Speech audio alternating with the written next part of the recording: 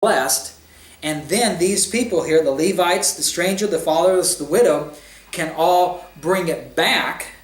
And that's why it says that those that are within thy gates shall come and shall eat and be satisfied. So they come to the storehouse, they go with the Jew to the temple, with bringing all the food. It's holy unto the Lord. Then that food does not stay in the temple, because these people are hungry. They take that food back with them. Then now they eat there before the Lord, and they fellowship there, and that's, the people who brought it and everything. But then they bring it back home, back into the city. But the Jew who had the crops and had the animals, he doesn't get it back. It's the poor people in his city that get it. The people who went with him, the Levite, the stranger, the fatherless, the widow. Now they have food that they can eat on, until the next time, basically. So the next thing on your outline is the household, along with those waiting for tithes, the Levites, foreigners, orphans, and widows, would all go to the temple for the tithe to be brought to the Lord, since it is holy. It has to be blessed there. And then the household and the Levites would also eat there, and then they would all bring it back with them. Deuteronomy 12 and verse 17. And we read this earlier, but again, to try to get the flow of what goes on with the tithe. Deuteronomy 12:17. Thou mayest not eat within thy gates the tithe of thy corn, or of thy wine, or of thy oil, or the firstlings of thy herds, or of thy flock, nor any of thy vows which thou vowest, nor thy freewill offerings or heave offerings of thine hands. So they'd have to bring it up to the temple. Verse 18, but thou must eat them before the Lord thy God, in the place which the Lord thy God shall choose, thou and thy son, thy daughter, thy manservant, thy maidservant, and the Levite, there's the Levite, that is within thy gates. He's not at the temple, he's within the gates. So it's a Levite that dwells there in that city. And thou shalt rejoice before the Lord thy God, and all that thou puttest thine hands unto. Take heed to thyself that thou forsake not the Levite, as long as thou livest upon the earth. So instead of you eating that tithe at home by yourself, you recognize it's holy unto the Lord. You bring it to the storehouse. The Levites who are in that area who need food, and the strangers and all those, they come there. Then they go up with you to the temple, help you carry it up there. It's blessed by the Lord. You all eat it there. But then there's a lot left, because you've got 3 years of crops here, 10% of your crops, 3 years worth. So then you bring it all back to the city that you live in, and it goes to that Levite there, and the stranger, and those who need it there. It doesn't go back to you. So the point is, even though it's brought, you think of today, people bring the tithe in, they give it to the church gives it to the pastor, and he goes and buys his stuff that he wants to buy with it. That's not what's going on here. The tithe was only brought to the temple so it could be blessed, and then it's taken back. And so that the Levites, not the ones who are in the temple, not the ones who are in Shiloh, but the ones who are in the cities that are among you, they're the ones who get to eat off of it, for the remainder there. As far as, today they talk about money. Now, there is something that's mentioned about money if you go over to Deuteronomy 14 and verse 24. Because you think about this, if you've got 3 years worth of tithes, your crops, especially your animals, and you've got all this, you've got a Levite and stranger, and you've got a group of people coming to the temple with you, but it still may be the temple, since God is only in one place in Israel, it may be too long of a journey for you to try to bring all this stuff with you. So that's where money comes in. Deuteronomy 14 verse 24. Deuteronomy 14 verse 24 says, and if the way be too long for thee, so that thou art not able to carry it, or if the place do be too far from thee, which the Lord thy God shall choose to set his name there, when the Lord thy God hath blessed thee, then thou shalt turn it into money, and bind up the money in thine hand, and shall go up to the place which the Lord thy God shall choose. So the only time money is involved is if it's impractical to bring all the tithes yourself, the fruits, the crops, the animals. If it's just impractical to bring all that stuff, then instead you turn it into money. But then you don't bring the money into the temple. Rather, you turn the money into food. Here verse 26 says, "And thou shalt bestow that money for whatsoever thy soul lusteth after, for oxen, or for sheep, or for wine, or for strong drink, or for whatsoever thy soul desireth. And thou shalt eat there before the Lord thy God, and thou shalt rejoice, thou and thine household. And the Levite that is within thy gates, thou shalt not forsake him, for he hath no part nor inheritance with thee." So again, the Levite mentioned here. I think it's interesting that you could turn it into strong drink. I mean, you could take the money and buy a bunch of whiskey with it and drink it before the Lord if you wanted to. He specifically tells you could do that. It gives you a whole different perspective on what God thinks of alcohol. Today, Baptists won't read that verse. Yeah. Well, they're not going to read any of this stuff, but yeah. Today we are supposed to be, Paul says, "Be not drunk with wine where is excess, but be filled with the Spirit."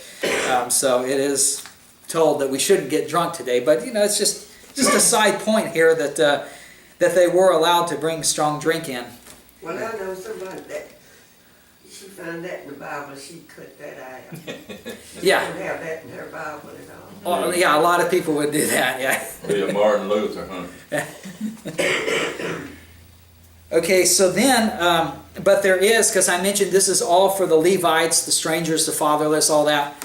Well, there still is a provision for those who are in the temple. One thing to consider about those who are in the temple is that the Levites are in all these different cities. Well, when you get to David and Solomon, that you see that in David, over in the Chronicles, he sets the courses of the priests, and they each took their turn. Each one would be in the temple for about 2 weeks. So they'd go from whatever city they lived in, they'd go to the temple, do the service in the temple for 2 weeks, and then they'd go back home. So they'd do that, 2 weeks out of the year. That's why Zacharias, when he was in the temple with book of Luke there, he was in that 2-week period. So the people who are in the temple, they take turns. The Levites take turns. So there doesn't really have to be a lot of food there in Shiloh or in Jerusalem or wherever the temple is, because you're just doing your service for 2 weeks. Then you're going back and you're being that lawyer or that Levite to the rest of Israel in the city that you dwell in. But there is still, you still need food there for while they're there. So there is a provision there within the tithing for the priests, the Levites who are in the temple, to make sure they eat. And we'll see that over in Numbers chapter 18. Numbers chapter 18, and starting in verse 25. Before verse 25, he talks about the tenth he's given to the Levites for their service, and we read that earlier. Now we're going to see that there's a tithe within the tithe that goes to the priests who are in the temple. Numbers 18, and starting in verse 25.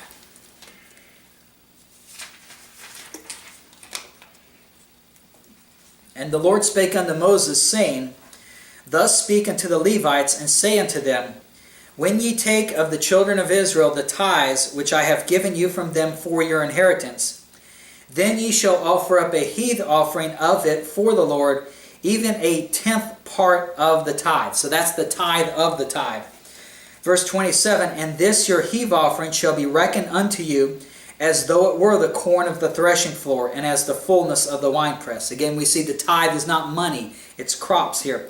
Verse 28, "Thus you also shall offer a heave offering unto the Lord of all your tithes which ye receive of the children of Israel, and ye shall give thereof the Lord's heave offering to Aaron the priest. Out of all your gifts ye shall offer every heave offering unto the Lord, of all the best thereof, even the hallowed part thereof out of it. Therefore thou shalt say unto them, When ye have heaved the best thereof from it, then it shall be counted unto the Levites as the increase of the threshing floor, and as the increase of the winepress, and ye shall eat it in every place, ye and your households, for it is your reward for your service in the tabernacle of the congregation. And ye shall bear no sin by reason of it when ye have heaved from it the best of it, neither shall ye pollute the holy things of the children of Israel, lest ye die." Your final fill in the blank on page 2 is that the Levites who went with the household were to tithe the best 10% of the tithe to the Lord, to be eaten by the priests serving in the temple at that time. So it's the best.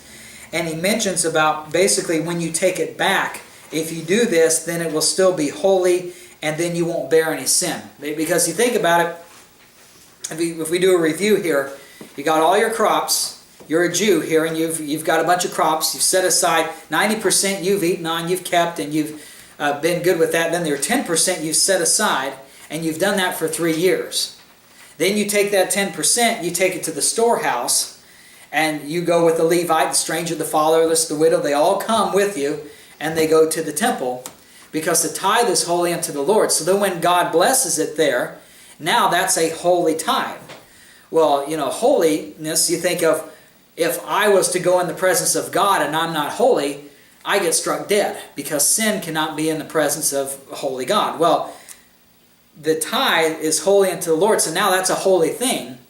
The Levites are going to take it back with them and eat it in their house, in their city, but it's holy. And so what happens after, in the process of time, that I come in contact with a dead body, or there's an issue of blood or something that comes from my body, now I'm unclean, and I've got this holy food here.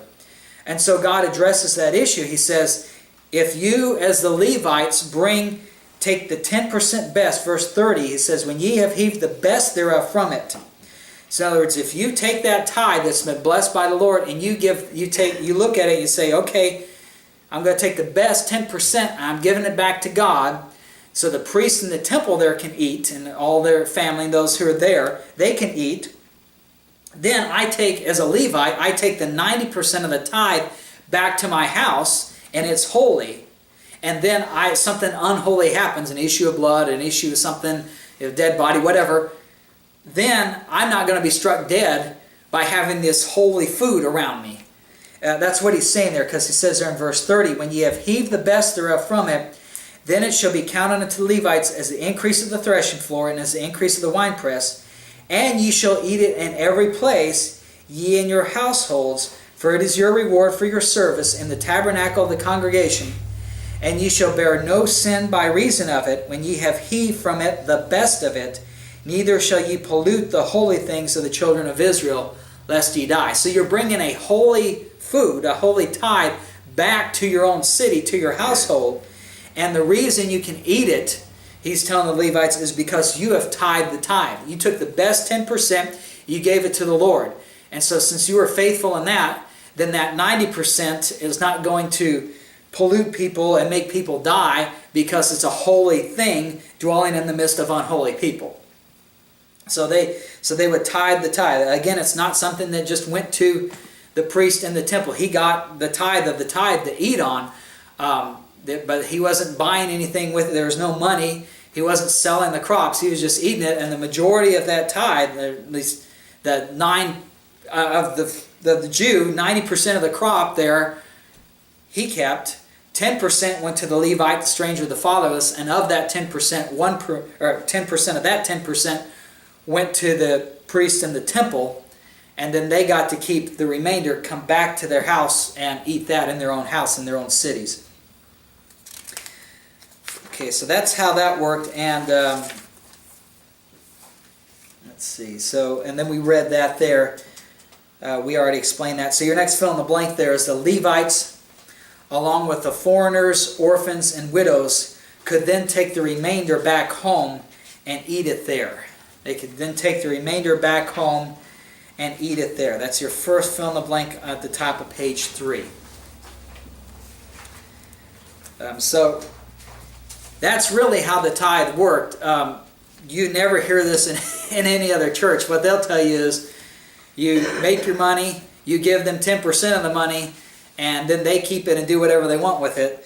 But you can see here that that's not at all how it was set up. There was no money involved, and you can also see the faith that's involved. The Levites had to have faith that that there would be children of Israel who would actually do this and not try to keep it all themselves. And then I'm thinking of another. Let's see. Yes. So in other words, then they had to have faith that that they would do that, and then they would have to, go up to the temple with these people, get the food, bring it back, and so it's not like today. I think of the tithing system that most churches have, sort of like what you see on the side of the road. At least here we've got laws against panhandlers, but in California you'll see it. You'll have people all over that have these signs, "We'll work for food." So they say, I'll work if you give me food. Well, that's not what they want. They just want you to hand them money. But they appear that, they want to work. But if they were really willing to work, then they could get food. And that's sort of how this is here. The system that God set up was the Levite would be at that storehouse and, saying basically, we'll work for food. And that work was, I'll bring all that up there with you, and of course I'll be that lawyer for you and give you the laws that you have to follow. Then I'll go up there and then I'll bring the food back after it's been blessed by the Lord, and then I get that food. Whereas today's society with the Christian churches, they do like that "we'll work for food" sign, is they take a tithe, which is supposed to be food, and they turn it into money, and they don't want to do anything for it. So you can see that turn around. But you look at these scriptures and you think, wow, this sure is different, from what churches say it is.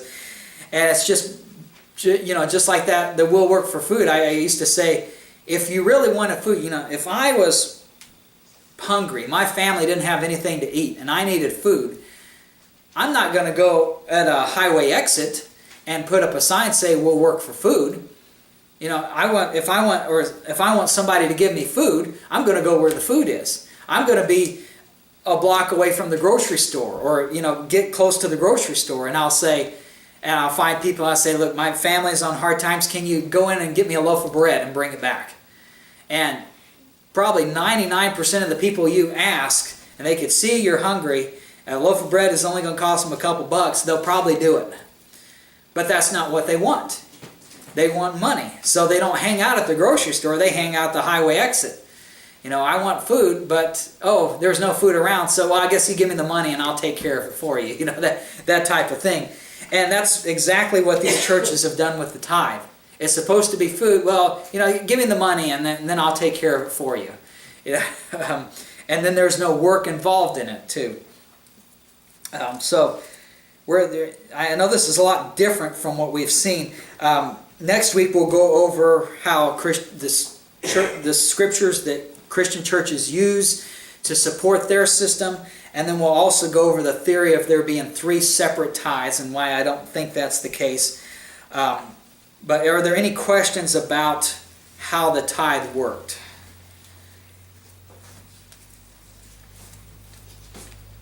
It was really just a support for Israel's government. Yeah. God set up the Levites as the government. And you think of today, we've got welfare. Well, it was sort of a welfare system as well, helping the poor people, giving them food.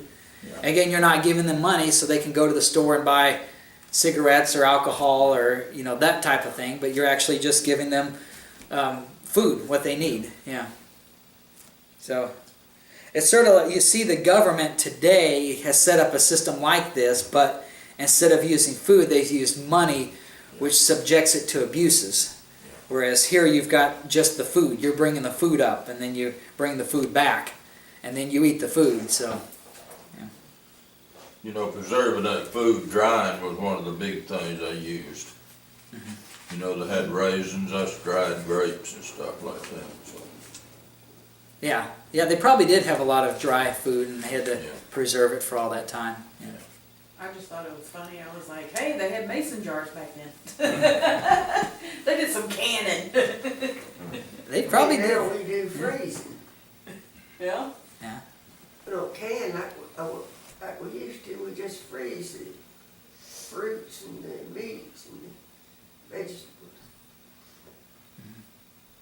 Yeah, they had to preserve it somehow. Yeah, they probably did get into the canning stuff. They said, we got to make this last 3 years. All right, let's close with a word of prayer.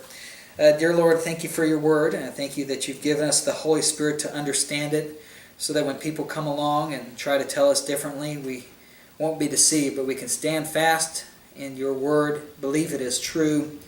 Believe the doctrines that are there, and help us, Lord, to retain it so that when those false doctrines come about, we won't believe them. We thank you for that in Jesus' name. Amen.